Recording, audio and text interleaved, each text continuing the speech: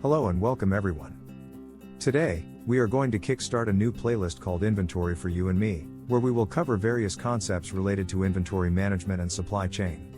In today's video, we are going to look at a process called backordering. What is backordering? It is a process where you as the seller of goods, make purchases from other sellers, in order to source products and fulfill the orders of your customers quickly whenever you have insufficient inventory. To understand how this works, let us consider a sample scenario. Jackie is a retailer who sells automobile spares and gear, and his store is quite famous for their performance air filters which sell like hotcakes.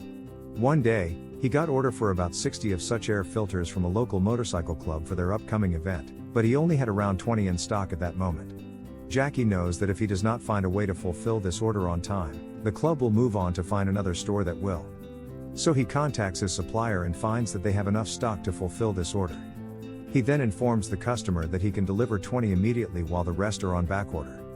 The customer agrees to the arrangement and Jackie bills them for 60 filters.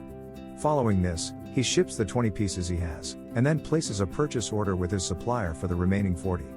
The supplier prepares the items and then ships them to Jackie, who then repackages these filters before shipping them to the customer.